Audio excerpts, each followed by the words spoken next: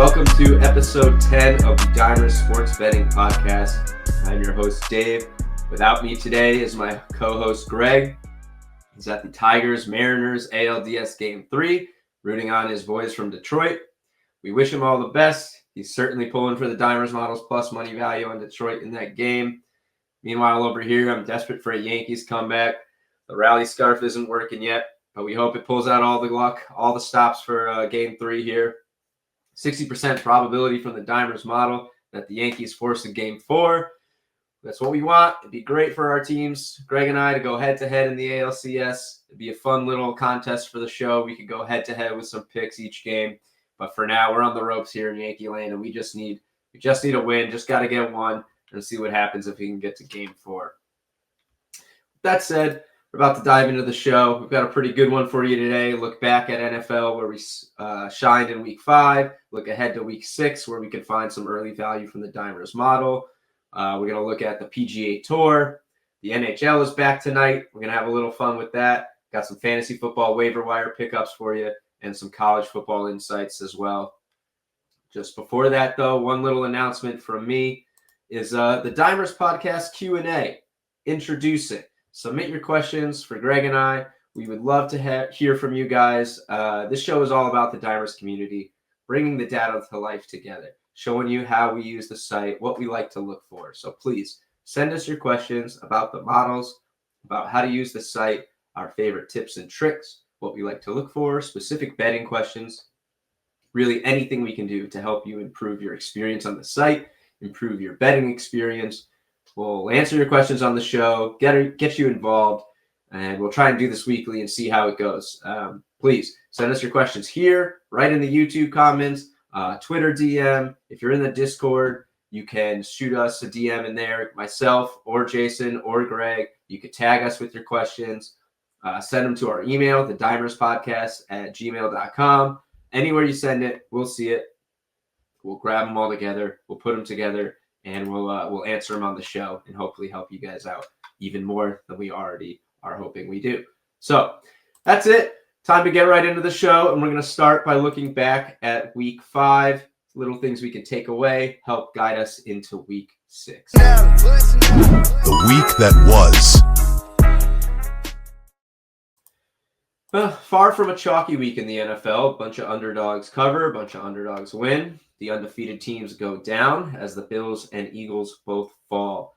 The Bills lose to Drake May, who looks like a burgeoning superstar on this past Sunday Night Football. And those Patriots, with Mike Vrabel looking like a Coach of the Year candidate, suddenly find themselves one game back of the Bills and what will be a very exciting AFC East to dive into on Thursday when we get our NFL futures update from the Dimers model.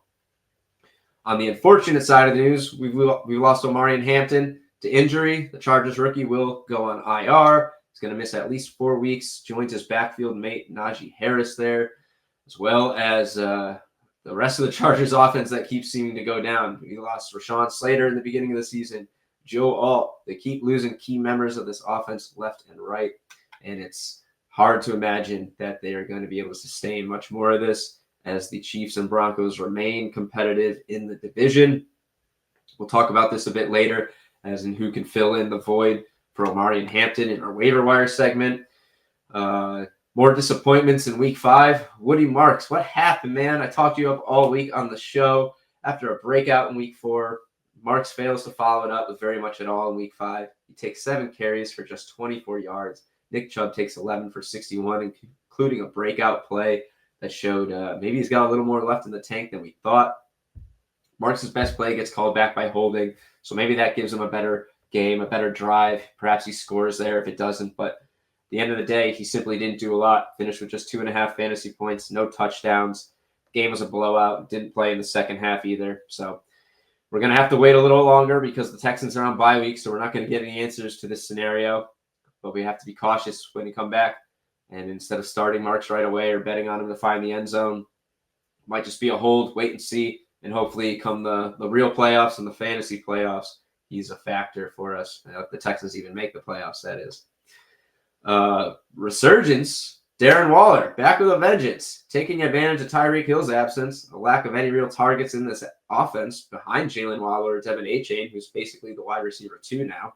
After exclusively getting the goal line work in week 4, Darren Walder hauled in 5 targets for 5 catches and 75 yards and a touchdown in week 5 rather. Dolphins coughed up a 17-0 lead in this game, and Waller didn't really get the ball in the second half, which you don't really love to see, but in about a game and a half's worth of snaps, he scored 3 times. That's pretty good volume, pretty good upside. His projections for this week look like 37 receiving yards and a 26% anytime TD probability from the Dimers model. If you didn't pick Waller up and he's somehow still available in your fantasy league, do not let that remain the same after this week. Change that, pick him up. Though I doubt he's around in most leagues, he's available in well under 50% at this point, and we did call him out last week as a top pickup, so hopefully you were able to action on that. Another big performance, Rico Dowdle. Hello, over 200 yards and a spot start with Chuba Hubbard out. Rico Dowdle was very good last year when he played for my Cowboys. When they actually committed to him as the RB1, he looked like he had the goods, and he delivered in his first such action in 2025. Whether or not Chuba Hubbard is out in week 6 remains to be seen, but you have to expect a little bit more work for Dowdle moving forward. The coaching staff can't ignore this, especially in an offense with Bryce Young simply not doing anything of note. He will play none other than the Cowboys in week 6. He should operate as the RB1 if Chuba Hubbard is out again, but be sure to double check our Dimers Pro projections from our NFL Hub on site before that happens on Sunday, so you know exactly what to expect. This week, we got bye weeks for the Houston Texans and the Minnesota Vikings, who return from their 2-week overseas trip, but that's about it. So not much affecting the NFL schedule or your fantasy lineups in the way of bye weeks. One more thing to look at before we move on to our week 6 preview are what we could have bet in week 6 using the Dimers model to help us capitalize on all of the insights across the site. So let's touch on that with You Should Have Bet That. Should have bet that. Some good stuff here. Our Thursday Night Football parlay cashed us to start the week. We had Puka Nacua, Devontae Adams, and Christian McCaffrey all getting it done. We cashed plus 500 on Thursday Night Football. Got us off to a hot start. The top spreads that we featured on the Tuesday show went 3 for 3. That was the Jaguars, Buccaneers, and the Browns all to cover. The Jags and Bucks pulled out the wins, with the Browns actually having a shot before losing it at the end. Almost swept the money line as well there. Dave's Week 5 TD parlay, that's my parlay. That cashed 50 yards and a touchdown for Jalen Waddle, George Pickens, and Jackson Smith and Jigba. Full disclosure, I played him at 60 plus so that I could get DraftKings profit boost. I needed to hit a certain odds threshold, and I did that and came up short with George Pickens at 57. So if you followed my actual recommendation, you cashed. Congratulations. You were smarter than I. I got greedy and paid for it. But I'm coming with one of those every single week on Thursdays at the end of the show. So we'll try and go back to back with something else this week. And one more thing, different kind of football. We posted an article over the weekend using our Premier League projections, showing off 3 correct scores that had a pretty sizable probability of hitting. You can find correct score grids in all of our soccer predictions on site. Anyway, we posted this article, and we had Arsenal 2-0 at plus 500, Wolves Brighton at 1-1 for plus 600, and a 1-1 draw in Everton Crystal Palace at plus 500. We cashed Arsenal, we cashed the Wolves Brighton draw, and the Everton Crystal Palace draw was 1-1 until a 93rd minute goal. Plus 500 down the drain right there. But if you tailed the straights, you cash plus 500, plus 600. Reminder, you can find these projections or these correct score predictions in our soccer game predictions on site on dimers.com. You can find them with Dimers Pro. Reminder, you can use the promo code podcast to get 50% off your first purchase of Dimers Pro. It's pretty much the best deal we'll ever run on here. So don't sleep on that. If you want to get a piece of it, go to dimers.com/subscription, enter the promo code podcast, and get 50% off. All right, that's enough look back at week 5. Let's look ahead to week 6. try and find some early value here as we look at our top spread picks in the NFL. The early edge. So as mentioned, top spreads went 3 for 3 in week 5, and we're going to look to see if we can do that again with our top overall spreads of the week in week 6, led by Falcons plus 4.5 versus the Bills. 58.9% probability here, 5.4% edge. This is our highest overall probability of the week, according to the Dimers model. That edge is pretty sizable as well, as you're getting high value and a 5% value. This should be about minus 150, so you're getting a nice edge there. Falcons are well rested coming off a bye, while the Bills are looking to bounce back after a disappointing loss to the Patriots at home. Feels like this game could be a little bit more evenly matched than maybe even the plus 4.5 suggests. The Falcons have shown quite a bit of spunk in the defensive department this year, while the Bills are kind of looking like the opposite. Bijan Robinson is as explosive as a player as they come, and it's good for the Falcons that he's a running back because the Bills' rushing defense has been bottom 5 in the league this season. 145.6 yards per game to go along with 7 touchdowns on the ground, including 2 on Sunday Night Football, Meanwhile, the Falcons, on the other side, have the best passing defense in the NFL by yards allowed, just 135 per game to opposing offenses. And on the ground, they've allowed just 2 rushing scores. Neither of those things lines up very well for the Bills, who can't find a true alpha wide receiver one. If you look at our projections for this game, Keon Coleman and Khalil Shakir are up at the top with about 43, 45 yards apiece. That's just not going to get it done as a wide receiver one in the NFL. It's going to be hard to move the ball deep downfield when you don't have a guy who can just break the game open. And on the ground, James Cook is coming off his worst game, both from a productive standpoint, a touch standpoint, and his only game this season in which he didn't score. This is all the momentum is on the side of the Falcons here, while the Bills need to course correct, and they're going to have to do so on the road in a tough environment and against a very formidable defense. So I'm all in on this one with the model. It's going to be a play that you'll see on my card, and probably once again when we talk about our best bets on Thursday, if the value holds come our next episode. Next up, Ravens plus 7.5 versus the Rams. This is a 58.5% probability, 6.4% edge, our highest of the 3. So this is a best bet from the Dimers model as of now. First off, the spread has got to be contingent upon Lamar Jackson playing. If he does, I'm going to side with the model here. If he doesn't, you have to wonder how much faith you can put in Cooper Rush and Snoop Huntley, depending on who gets the call as the backup. The Ravens' free fall doesn't seem to be ending anytime soon. They now sit 1-4. The season's slipping further and further away from them. However, there's something going on here because they're nearly even with the Steelers on the sports books to not only win the AFC North, but to make the playoffs at minus 160. The sportsbooks are just not ready to put the nail in the Ravens' coffin yet. 1-4 is incredibly hard to turn around from. To do so, they're going to have to start scratching out chunk wins. It's going to need to happen here. Their schedule does get very easy after this. They'll play some of the worst teams after a really tough stretch that's included the Texans and the Rams. But look, it has to start somewhere, and the Rams have failed to close out multiple games when they've had the chance. They just let the 49ers B squad beat them last Thursday.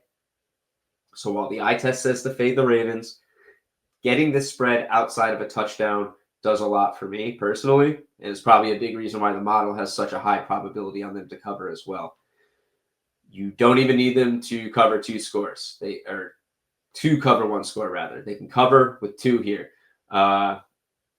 Ravens aren't going to be able to contain Kyren and Puka realistically, so you're going to expect the Ravens offense to have to do a lot of work, which is a reason I like playing this spread in tandem with the over. It's just 44.5. The Dimers model gives it a 55% probability. 24-21 cashes this. 27-18 18. There are paths to cashing this with lower scoring outputs from the Ravens against the Rams team that's probably as capable of scoring as anybody else in the NFL. And again, 7.5 spread, 6.4% edge, 58.5% probability. This is a Dimers model best bet early in the week. I'm going to plan to put this on my card. I'll see what the model says come Thursday with the final spreads when we talk about our best bets on the episode. But there's a good chance I'll be tailing this alongside with the over in my main NFL bets of the week. Finally, our last spread, Steelers minus 4.5 versus Browns. It's our only favorite to cover here. 54.2% probability, 0.7% edge. So no value really to speak of. Getting fair odds. The Browns do not get a bye coming back from overseas. That's pretty tough, especially with Dylan Gabriel still getting used to the NFL. Meanwhile, the Steelers are fresh off of their bye after their overseas trip, and they're playing at home with a chance to slam the door shut on the aforementioned AFC North. This Browns defense is no joke.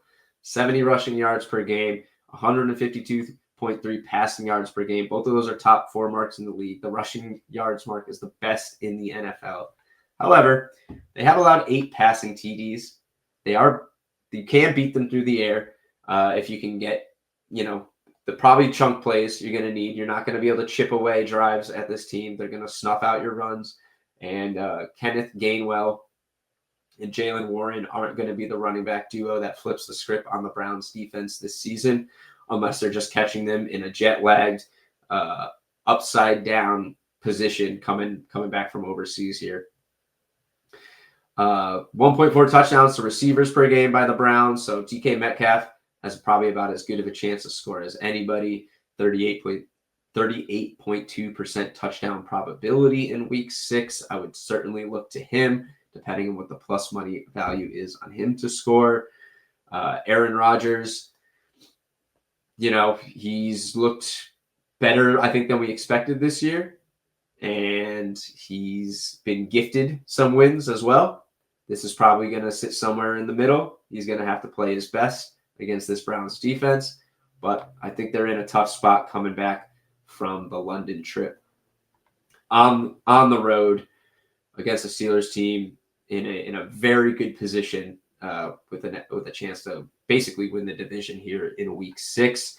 I'll definitely be playing this myself. Maybe look at what you could tease it down to if a field goal price is a little better for you. But this is a good one for me per the model, and I'm going to be right alongside it. One more thing I want to look at before we move on. There's a little bit of touchdown value on site, and I want to cover some of that. So I'm just going to pull up the touchdown bets I saw this morning that popped out to me. And there's some big names here, so hopefully they'll stand out to you as well. Devin Achane and Jahmyr Gibbs, anytime touchdown right here. Both of them are getting a tutty threat signal. That requires you to have a 50% touchdown probability and an edge by the Dimers model. Both of them are over 60%, so they more than meet this threshold. They both get a high value signal with over a 6% edge each. Jahmyr Gibbs, you might expect his odds to be well north of this, but he's at minus 130, a very bettable line for someone of his talent. Devin Achane, almost at even money, minus 110, 8.3% edge. Huge value here. I'm certainly going to play the two of them together in a little 2-leg touchdown parlay. And that's not all I'm going to do, because if you fire up the Dimers Pro NFL props and check out where else we've got value, you'll find them both with a value to score 2 touchdowns. Both of them over 24% probability. Both of them over an 8% edge, giving them high value here. Jahmyr Gibbs, plus 450, should be just about plus 300, actually shorter at that 26.6% probability. Devin Achane should be just about plus 325, and you're getting him at plus 550 here. That's huge value. I'm going to play these in a couple fun ways. Probably play a little lotto of the two of them scoring together, as well as small little touchdown ladders of 2+ as a straight, along with the Gibbs Achane anytime TD parlay.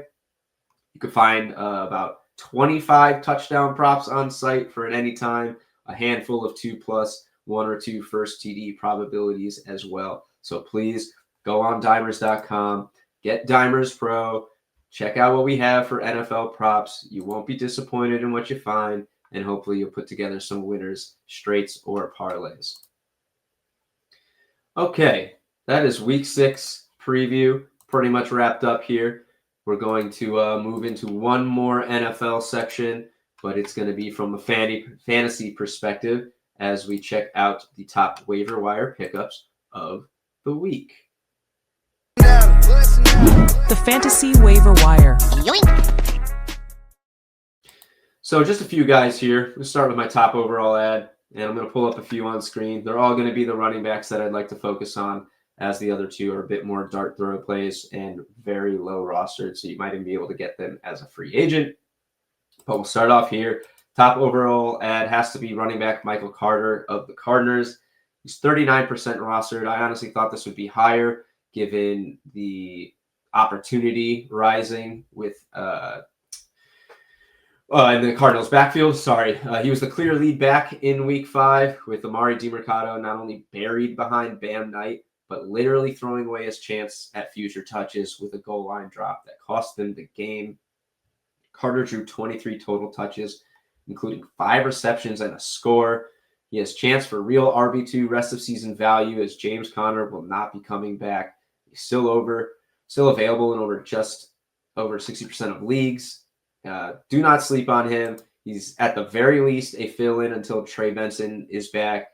And who knows when that will be. I think he's on IR. If he's not on IR, he's going to miss a couple games. And if Carter looks as good as he did on Sunday, he's going to keep hold on that role, as Benson didn't look particularly special in his one shot at it this season.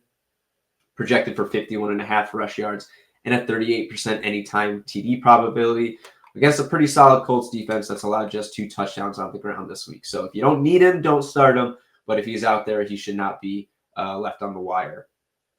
Next up, running back Hassan Haskins, 3% rostered here. You also got to consider Kamani Vidal of the Chargers. He's just 1% rostered. Neither of these guys has had an opportunity this season.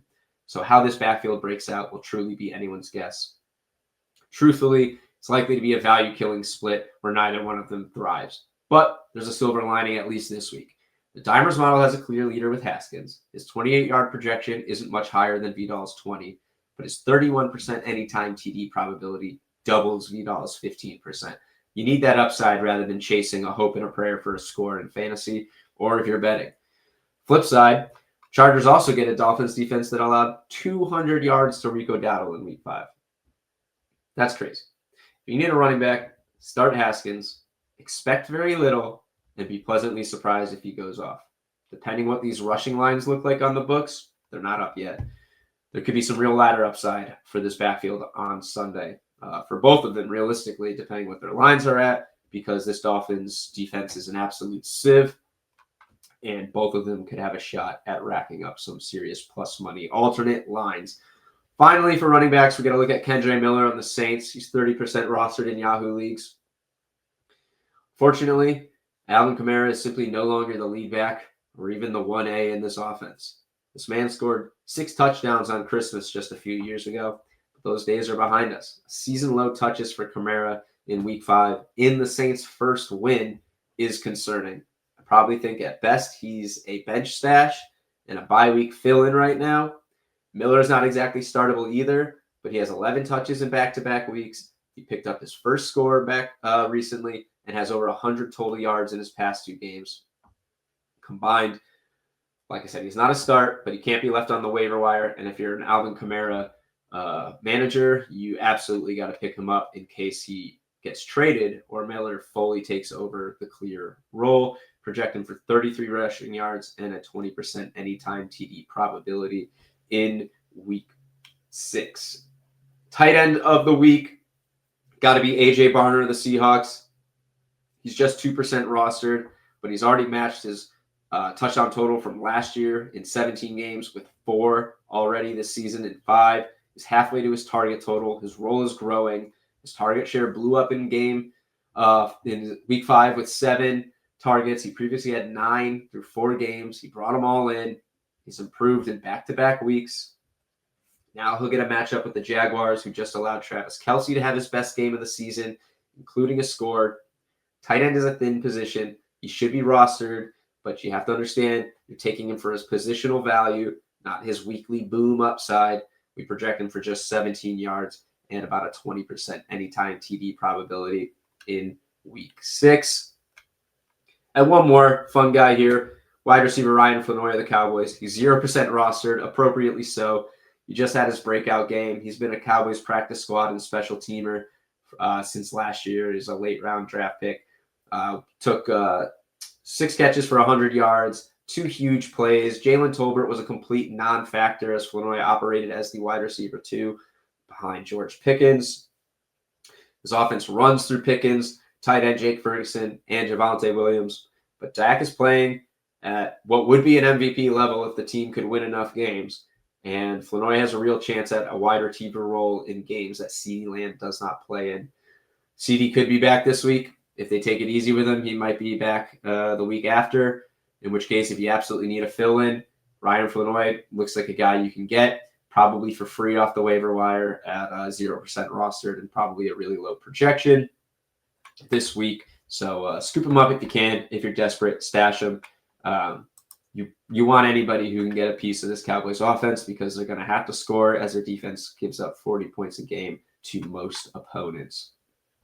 All right, that's the waiver wire. Nature of this is doing it on Tuesdays after the previous NFL week wraps, but Tuesday night is the waiver deadline, so it's a quick turnaround here. We record the show on Tuesdays, and this segment doesn't have a ton of shelf life. To maximize what you get out of this show, episode to episode, including segments like this, please subscribe to Dimers on YouTube. You'll get notified every time an episode drops, every time we drop a nice little clip for you, and we've given out some pretty helpful fantasy pickups this year and quality fantasy advice this season. So please subscribe. Make sure you get this podcast as soon as it comes out and maximize your benefit from the Dimers Sports Betting Podcast. All right. NFL, that's a wrap. Time to look ahead to some more football. And we're going to do that with the College Corner.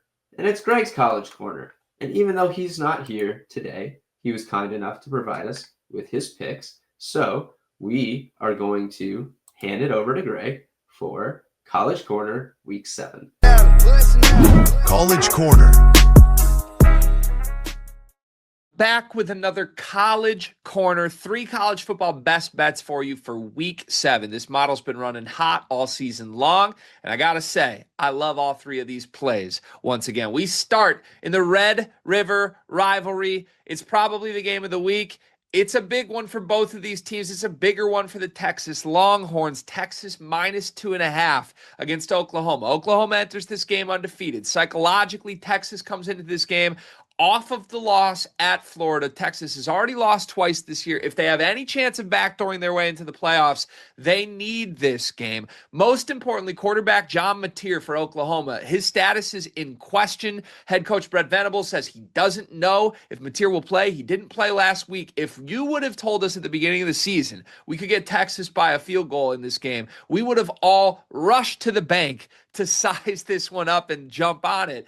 59% probability from the model here. I love Texas in a bounce back spot in the Cotton Bowl in Dallas in the Red River rivalry. Game number 2, USC minus 2.5 against Michigan. It's a similar spot. The model views it exactly the same as Texas. 59% probability the Trojans cover, 7% edge.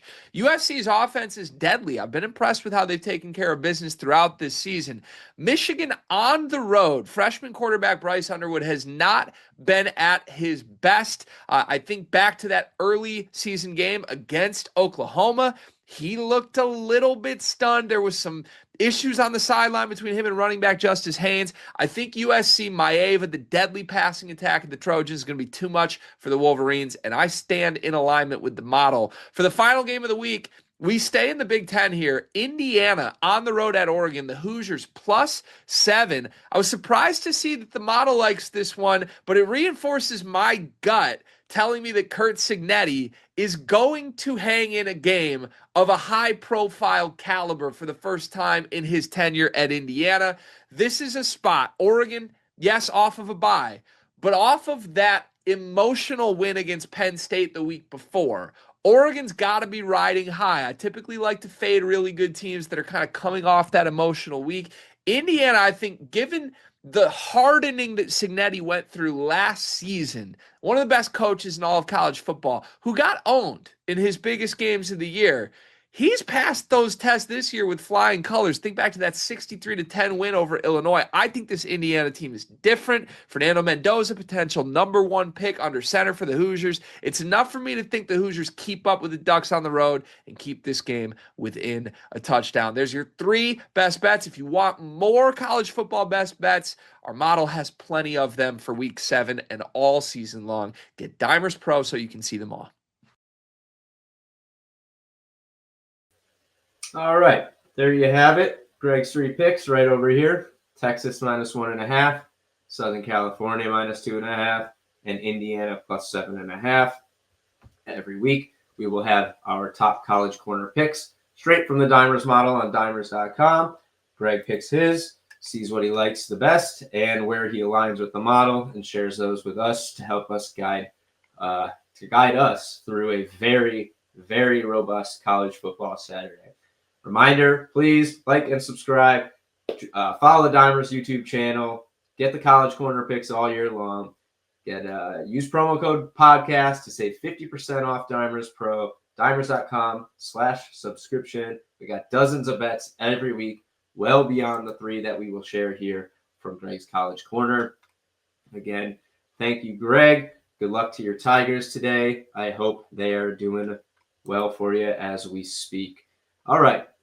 Next, done with football. It is time to head to the PGA Tour for the Baycurrent Classic, the latest event on the FedEx Cup Fall circuit. This is going to tee off on Thursday, October 9th through Sunday, October 12th in Yokohama, Japan at the Yokohama Country Club. This is going to be the first time this venue has hosted the event. It's a par 71 that measures 7,315 yards with an $8 million purse on the line. There are 3 returning winners in this field. Reigning champion Nico Echeverria, who set the 72-hole record last year, as well as Colin Morikawa and Hideki Matsuyama. Those 2 both sit in our top 10 projected golfers for the tournament. Major characteristics of this course include bent grass greens, zoysia grass on the fairways and roughs, and wide fairways that should be very favorable to the bombers and long ball strikers. Reports are that the greens will run pretty slow compared to most courses on tour, but will have plenty of bite thanks to the chaotic contours throughout. There's almost certainly going to be rain in play, so weather is going to have to be factored into your wagers. You want to check the weather reports before each round, and keep in mind that golfers at the beginning of the day and golfers at the end of the day may be playing on effectively a different course. And if it soaks up a lot of water, it's going to slow these down even more, really favoring the guys who can drive the ball because they're not going to get a lot of love from the roll or the spin. So key stats for success here. If you're not tailing just the Dimers plays, you want to look for golfers who shine on driving distance, who can really hit it far. The fairways are wide, so accuracy is less important. You want guys who can rank pretty highly in strokes gained on approach. Look, once you get, your 250, 300-foot drivers, you gotta get further than that. You gotta get even closer. You gotta shorten up the course. You want the guys who play really well with the irons and can get to the green in as few strokes as possible. And of course, you want someone who can putt well, especially on these more challenging greens. And if you find someone who has solid scoring numbers in par 4s and par 5s as well, you're going to get a little boost in those guys there. But let's look at our best bets. Reminder that we cashed a +14 with Tommy Fleetwood at the Tour Championship to end the regular season, or the playoffs of the regular season, rather. And we opened up the Procore Championship, FedEx Cup Fall, with a ladder on Ben Griffin, as well as cashing the winner without Scotty Scheffler on Griffin at that event. So we'll pull up our full projections here so that you guys can kind of see what we actually have in the entire predictions. And then we will talk us through our key picks. So if you go on dimers.com, you'll always find our golf predictions here. You'll find the tournament information, purse, par, yardage, location, all of that. And when you scroll down into our predictions, you'll have the option to select winner, top 5, top 10, or top 20 placements. For the sake of this, we're just going to look at winners. Maybe I'll click in and see if there's anybody lurking around in the placements for value. But you'll always find anyone with an edge, at least high enough, signified with the flame for value. And what you can see here is Kurt Kitayama and Billy Horschel with an edge. And a little sneaky is also Xander Schauffele here. So we're going to walk through these 3 picks right here and hopefully help you find a winner. So Schauffele is not listed here with an edge, but he's got a very slight one. His 9.1% probability would be fair odds at just about plus 1,000. So at 1,100, you're getting a little value. He's the top-ranked player in this field for the World Golf Rankings, and he's our 15th ranked golfer per our Dimers in-house rankings. There's certainly a lot to love about Xander here, besides just his game, though he's still chasing his first win since the Open in 2024. But personally, his mother's side of the family hails from Japan, so there's a personal connection here. He won the gold medal in the Tokyo Olympics in 2020. He's a new dad. He was a bright spot for the USA in the Ryder Cup just a few weeks ago, one of the few who actually seemed to score positive points. And as mentioned, this would be his first win since his last in a major, actually, in 2024. He's participated in every edition of this tournament, all 6 times, and his stats line up pretty well here. He's the 25th ranked driver in the world. He's got the 12th ranked approach overall. He has not had a good putter this year, but he's worth the tail at plus 1,100 as he's one of the most skilled golfers in this field. He could shorten up those greens with his approach, as it's, like I said, it's ranked 12th in the field, and he should be able to shorten up his course and hopefully get some shorter scores. Anyway, next one, Kurt Kitayama, 5.0%, much bigger value here. He's plus 2,600 on BetRivers. Here's another American with Japanese heritage, so he's got another personal connection here. He ended the regular season super hot, 5 top 25s, including 3 top 10s, and a win at the 3M Open over his final 6 events. Had a bunch of cuts in the first half of the season, but none over his final 7 tournaments. And outside his win, he finished as high as T5 twice this year. He ranks 8th in driving distance, crushes the ball, first on approach over 200 yards. So if he's just outside that 200-yard threshold, he can shorten up, find the green, crush the greens in regulation, which means shorter scores. Overall, not a great putter, similar to Schauffele, but he tends to minimize his need for those long putts with his sharp approach. He would be fair at plus 1,900, giving us some really sweet value here. For example, a $10 bet, that's a $70 difference in payout between our fair odds and what you can get him at on the books. He's worth a look at placements, though there's no real value there based on our probabilities. However, if you're betting him to win, you might want to self-hedge a bit and play some of those placement markets. Our last value pick here is Billy Horschel, 3.2% at plus 7,000. He would be our ladder play of the week as he does have an edge in each market of top 20, top 10, and top 5. As we've talked about before, you want to spread maybe about 1 unit over a full ladder. If that, you don't want to overexpose yourself on any particular market with one golfer in case they have a bad weekend and you don't cash any of them. We're getting some great odds here on Horschel at plus 7,000, likely due to the fact that he's making his first PGA start since April following preventative hip surgery. He did return to the DP World Tour last month, but he missed the cut. However, he showed his upside when he was still playing in the regular season before surgery, finishing as high as T9 and T4 among a handful of missed cuts. His fair odds here would be just plus 3,000.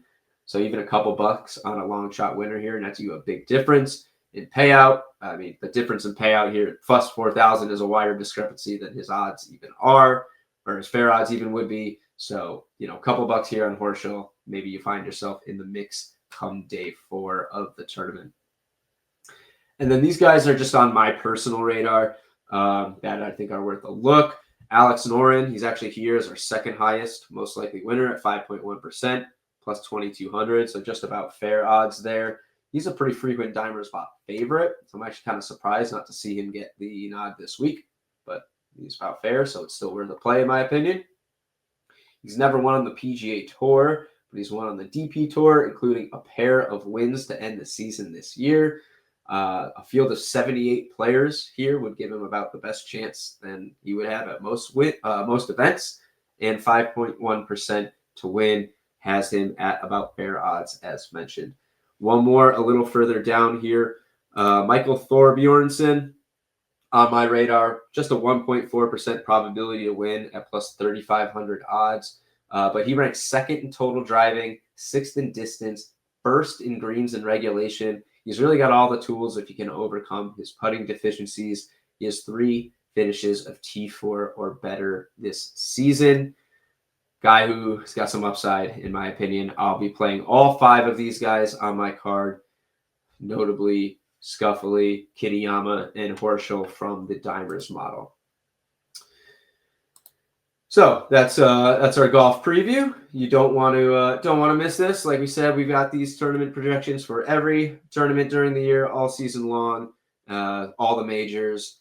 We also have a really fun head-to-head tool that I'd like to break out, do a little demo of on an episode one of these days. So keep an eye out for that. Love to walk you guys through some more golf stuff on dimers.com, as it's really, really helpful and very easy to use. Just a reminder that you can get full access to our golf predictions with Dimers Pro, 50% off with promo code podcast at dimers.com/subscription.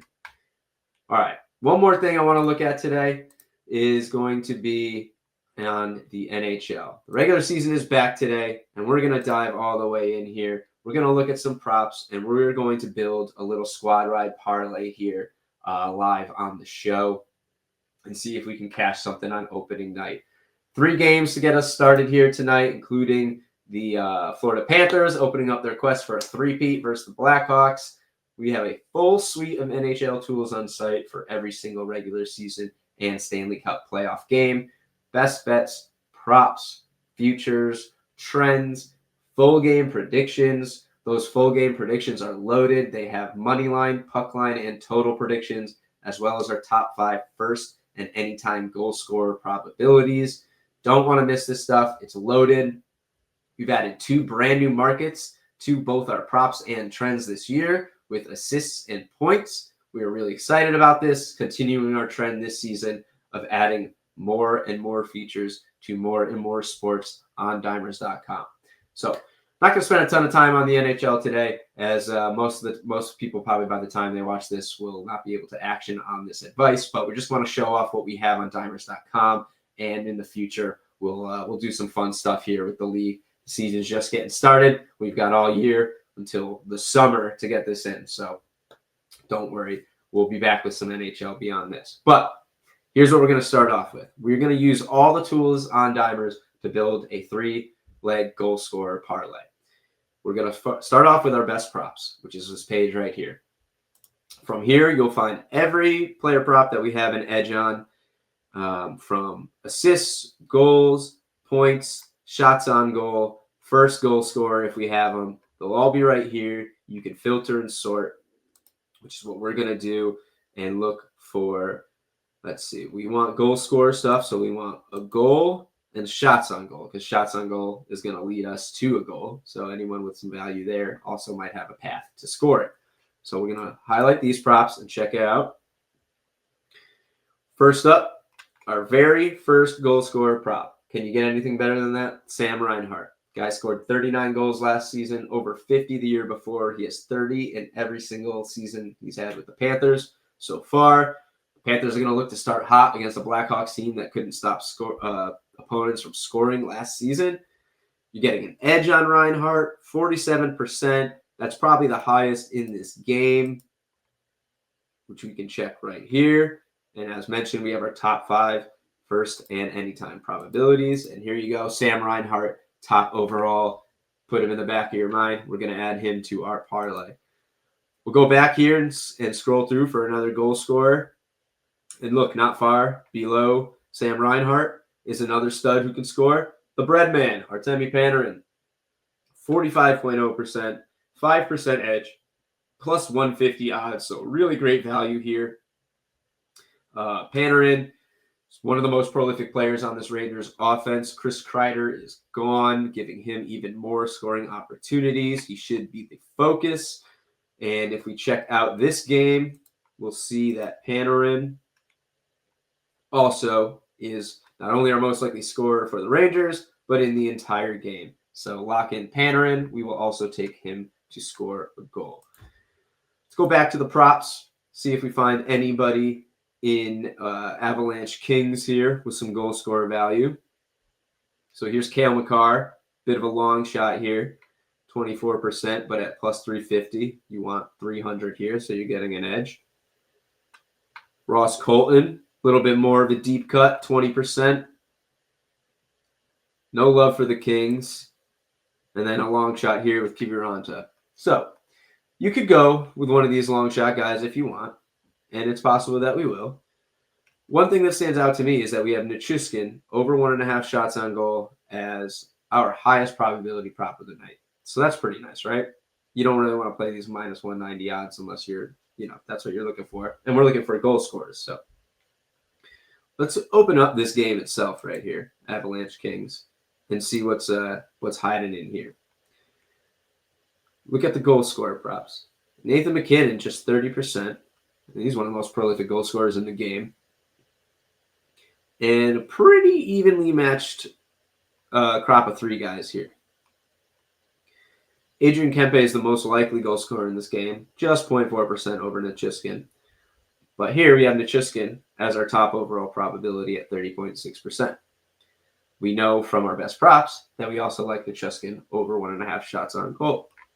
So, sticking with our previous edges on Reinhart and Panarin, as well as being top goal scorers in the game, why don't we take Nichushkin to pick up a goal at 31% with our model favoring his shots on goal?